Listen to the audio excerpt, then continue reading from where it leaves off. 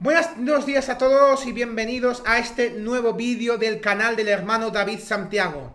Una palabra revelada de parte de Dios para esta tierra de poder y de gloria. Hoy en este vídeo vamos a tratar un tema muy poderoso y es una pregunta que nos hacemos la mayoría de creyentes. Y lo he titulado: ¿están los creyentes eternamente seguros en Cristo? Muchas veces nos hemos preguntado eso, porque justamente yo tengo fe, he sido bautizado, me he arrepentido de todos mis pecados, pero ¿estoy seguro eternamente en Cristo? Para ello vamos a ir a las Sagradas Escrituras y vamos a leer lo que pone en Juan, capítulo 10, versículos 22 y 23. Y leemos la palabra en el nombre del Padre, del Hijo y del Espíritu Santo. Y dice: celebrábase en Jerusalén la fiesta de la dedicación. Era invierno y Jesús andaba en el templo por el pórtico de Salomón. Es muy fácil. Vamos a leer también en 2 de Pedro, capítulo 2, versículos del 20 al 22. Que dice: ciertamente, si habiéndose ellos escapado de las contaminaciones del mundo por el conocimiento del Señor y Salvador Jesucristo, enredándose otra vez en ellas, son vencidos, su postrer estado viene a ser peor que el primero, porque mejor les hubiera sido no haber conocido el camino de la justicia, que después de haberlo conocido, volverse atrás del santo mandamiento que les fue dado. Pero les ha acontecido lo del verdadero proverbio: el perro vuelve a su vómito, y la puerca lavada a revolcarse en el cieno. Así es. Estar salvo e ir rumbo al cielo o estar eternamente perdido son dos temas serios y reflexivos. El tema ahora tratado es pertinente a ambos aspectos. Ser engañado con la relación a la salvación tiene consecuencias eternas. Con una mente abierta vamos a consultar la Biblia, la autoridad final en cualquier tema. Según las escrituras que acabamos de ver, tenemos que determinar si estamos eternamente seguros en Cristo y si una vez que hemos sido salvos, somos siempre salvos, irrevocablemente salvos. Determinar nuestra posición sobre cualquier asunto, especialmente uno de tal importancia, sin consultar la Biblia, sería en cierta forma una negligencia. Perdonadme. Proyectar este tópico para estudio y análisis despierta muchas preguntas preliminares en la mente del creyente, tales como: ¿es posible caer de la gracia? ¿Están los creyentes incondicionalmente y eternamente seguros en Cristo? ¿Podemos regresar al estado de estar perdidos después de ser salvos del pecado? Una vez ya salvo, ¿estoy siempre salvo sin ningún riesgo de volver a perderme? ¿Puede un creyente dar la espalda, caerse o ser separado de Cristo? Las preguntas pueden ser más allá y más allá y más allá. Esas preguntas abundan en relación con nuestro tema. Es imposible contestarlas todas, pero vamos a la palabra de Dios en busca de ayuda, puesto que esta es una enseñanza de temprano origen. Entre los pospadres apostólicos examinaremos su origen, contenido y lo que la Biblia dice. Pero ¿cuál es el origen de la doctrina de seguridad eterna? San Agustín, quien nació en el año 354 después de Jesucristo en Tagaste, Numidia, y murió en Hippo Regius, Numidia, en el año 430 después de Jesucristo, tiene la primera enseñanza registrada de esta doctrina. La teología de Agustín era: el hombre fue creado puro a la imagen de Dios y poseía un libre albedrío. Él fue tentado y cayó, y en él toda la humanidad pecó. Pero el hombre era capaz de una restauración, y no por él mismo, sino por la gracia de Dios. Esta gracia viene no porque el hombre crea, sino que precede a la fe y les es dada para que pueda creer. Por esta gracia todas las etapas de arrepentimiento, conversión y perseverancia final son alcanzadas y completadas. Ahora, como esta gracia es un regalo gratuito de Dios y precede a todos los actos de fe por parte del hombre, y como la experiencia nuestra que no todos los hombres llegan a convertirse y ser salvos, debe suceder que Dios predestina absolutamente un cierto número para salvación y el resto es dejado a su merecida condenación. San Agustín dejó extensos escritos registrados especialmente para sus tiempos, entre los cuales se encuentran los siguientes comentarios. Dios, usó la misma voluntad de la criatura, la cual estaba trabajando en oposición a la voluntad del Creador, como un instrumento para llevar a cabo su voluntad. Él, supremamente bueno, volviendo así aún lo que es malo en bueno, para la condenación de aquellos a quienes en su justicia Él ha predestinado para castigo, y para la salvación de aquellos a quienes en su misericordia Él ha predestinado para gracia, porque hasta donde se refiere a su propia conciencia, estas criaturas hicieron lo que Dios no quería que hicieran, pero en vista de la omnipotencia de Dios, ellos no pudieron de ninguna manera efectuar su propósito. La doctrina de la predestinación permaneció de alguna manera inactiva por muchos y muchos años, y fue reactivada y reforzada por Juan Calvino. Calvino nació en Noyon, en Francia, en el año 1509 y murió en Génova en el año 1546. Era un famoso teólogo cuyo nombre está grabado en la historia de la Iglesia.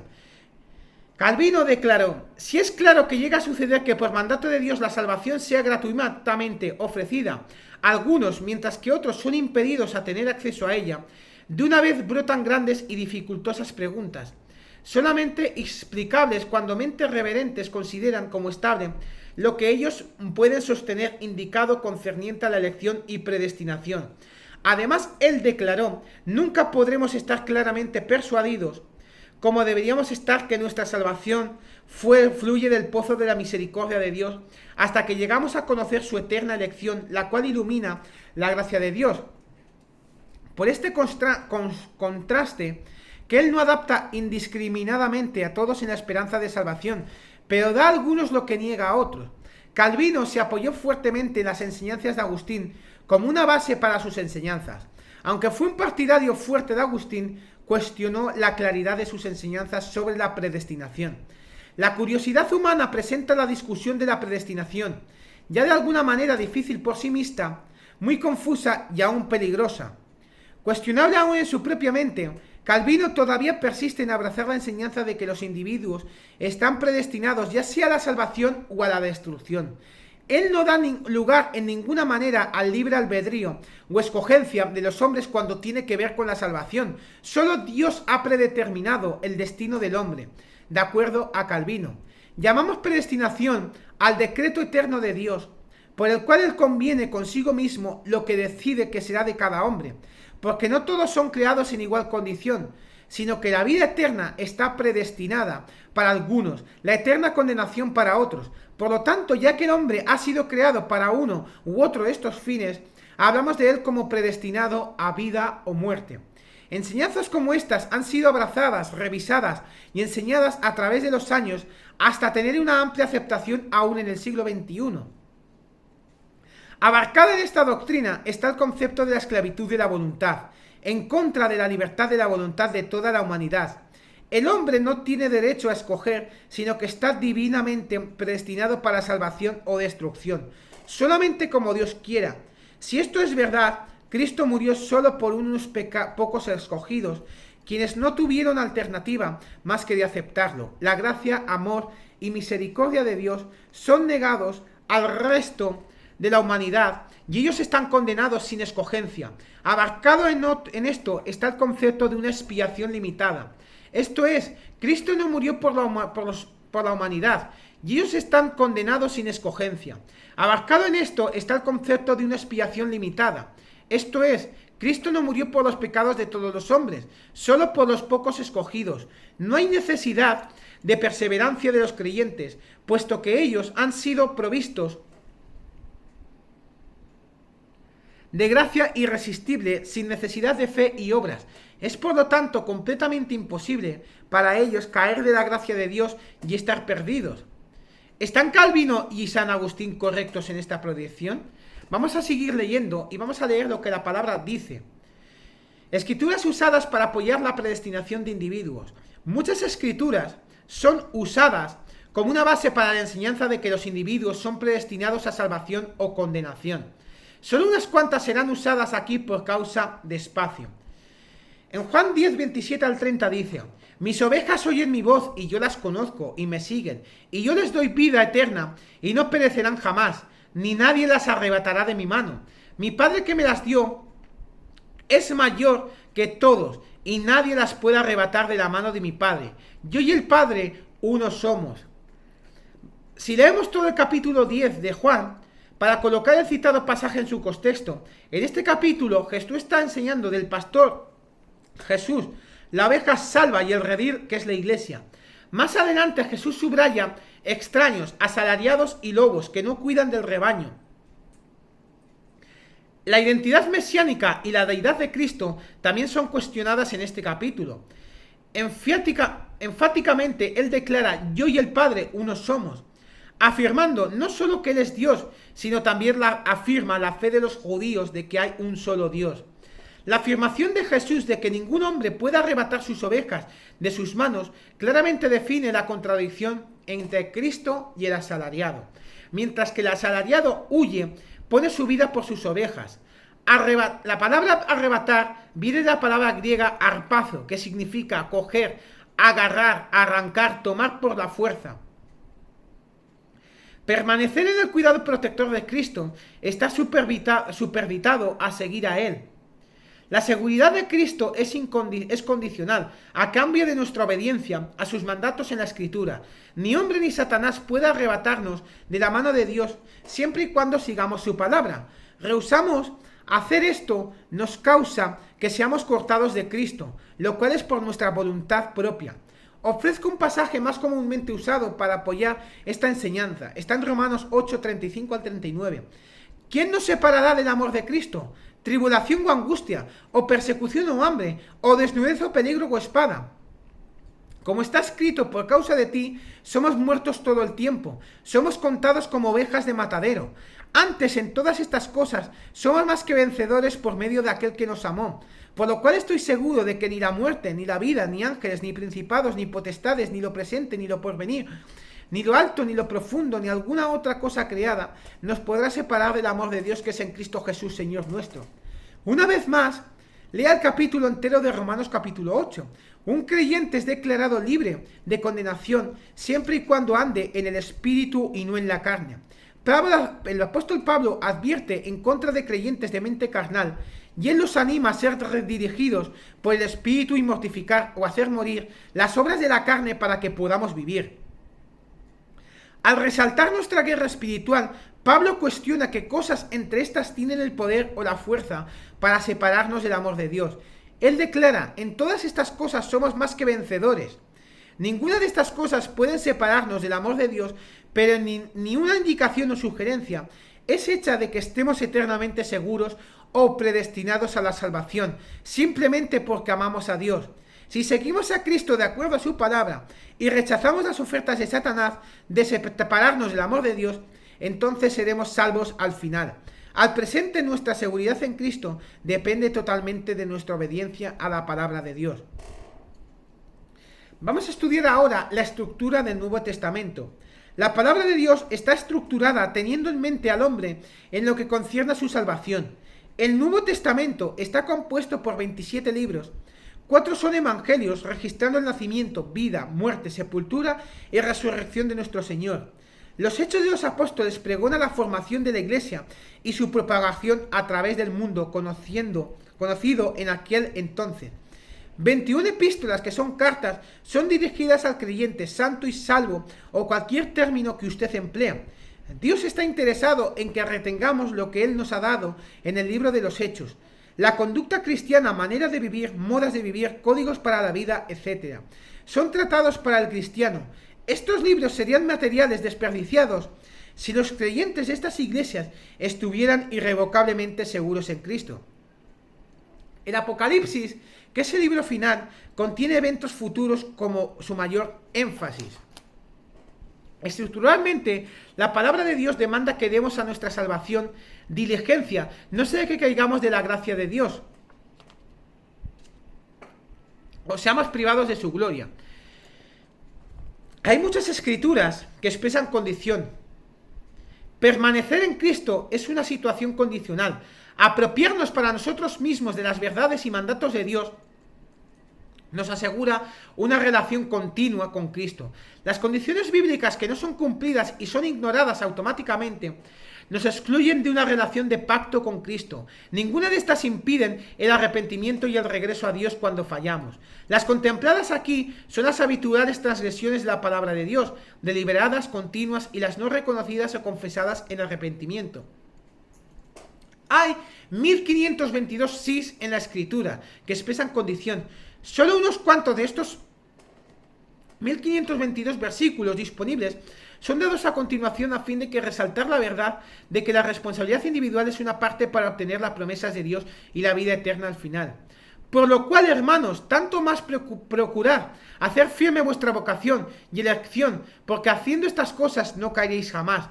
Pero si andamos en luz, como Él está en luz, tenemos comunión unos con otros, y la sangre de Jesucristo su Hijo nos limpia de todo pecado. Pero Cristo como Hijo sobre su casa, la cual casa somos nosotros, si retenemos firmes hasta el fin la confianza y el gloriarnos en la esperanza. En esto conocerán todos que sois mis discípulos, si tuvierais amor a los unos con los otros. Porque somos hechos participantes de Cristo, con tal que retengamos firme hasta el fin nuestra confianza del principio. Dijo entonces Jesús a los judíos, que habían creído en él, si vosotros permaneciereis en mi palabra, seréis verdaderamente mis discípulos. Y a vosotros también que erais en otro tiempo extraños y enemigos en vuestra mente, haciendo malas obras, ahora os ha reconciliado en su cuerpo de carne, por medio de la muerte, para presentaros santos y sin manchas e irreprensibles delante de él. Y si en verdad permaneciereis fundados y firmes en la fe y sin moveros de la esperanza del evangelio que habéis oído, el cual se predica en toda la creación de que está debajo del cielo, del cual yo, Pablo, fui hecho ministro. Hay muchos pasajes que podéis estudiar, otros pasajes de la Biblia que expresan condición en lo que se relacionan al tema. Pero hay varias verdades bíblicas concernientes a la seguridad eterna. Piense en la eternidad del pasado, antes de la creación del hombre. Luego siga la Biblia a través de las varias dispensaciones de tiempo y observe cómo Dios trata con el pecado. Un pasado distante juntamente con lo reciente da registro, ambos bíblicamente y experimentalmente, de aquellos que una vez fueron salvos en Cristo, creyentes, santos o cualquier término que se emplee, que en efecto han fallado a Dios. Hechos y verdades innegables contrarrestan nuestros deseos de que San Agustín y Juan Calvino estuvieran correctos. Esta insidiosa estratagema de Satanás está diseñada para hacernos desertar nuestra guarda en contra del mundo, la carne y el diablo.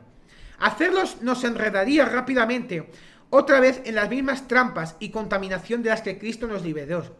Evidencia histórica de la Biblia nos da solemnemente advertencia. Hoy note algunas de ellas. Hay ángeles. Dios nos perdonó a los ángeles que pecaron, sino que los arrojó al infierno para ser reservados para el juicio. El más alto rango de seres eternos, creados y seguros, y aparentemente fuera del alcance de caer, lo hicieron y fueron lanzados por causa del pecado. Es el tema de Adán y Eva. Desde la condición más sublime que el hombre jamás ha experimentado, ellos cayeron en la trampa del pecado. Advertencia nos es dada, no sea que la misma arma satánica usada contra Eva sea usada contra nosotros. Es el caso del pueblo de Israel. Dios lo liberó de Egipto, después los destruyó por falta de obediencia a sus mandatos. Es el tema de Judas Iscariote. Obtuvo una parte del ministerio apostólico y obispado y fue tesorero de los 12. Fue enviado a sanar a los enfermos y a predicar el evangelio, pero después cayó por transgresión. Es el tema de Ananías y Zafira. Estaban entre los creyentes, pero Satanás llenó sus corazones para mentir al Espíritu Santo Dios.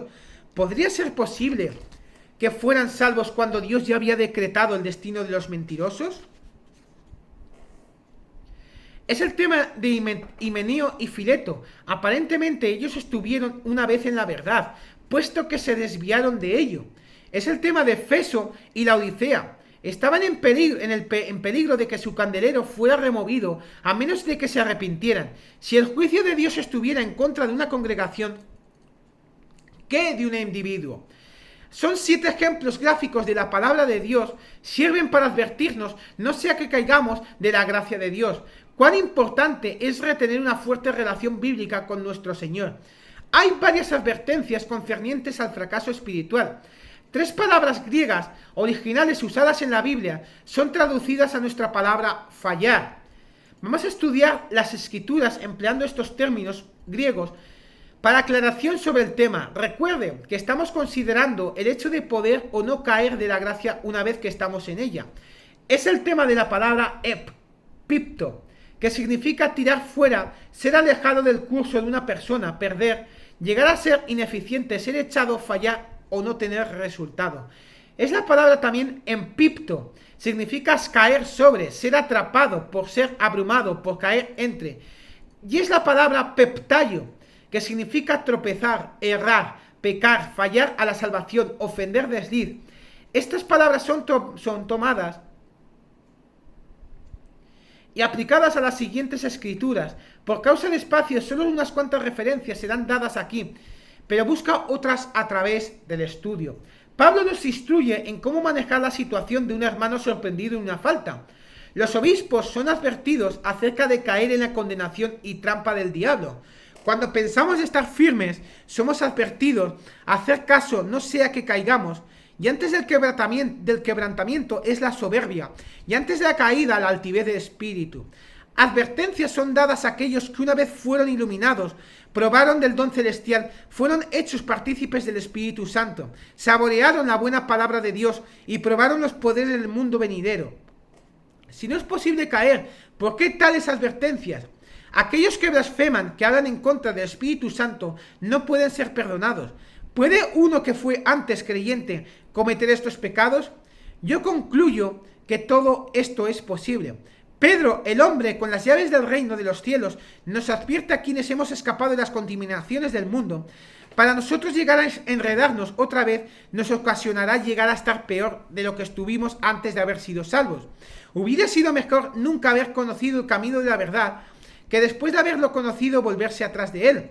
Pablo declara a alguno que ellos habían caído de la gracia. ¿Diría él esto si no fuera posible? Debemos mirar diligentemente, no sea que caigamos de la gracia de Dios. Deje de alcanzar en este versículo, viene de la palabra griega ustereo, que significa ser inferior, no alcanzar, ser deficiente, venir detrás, corto y falta.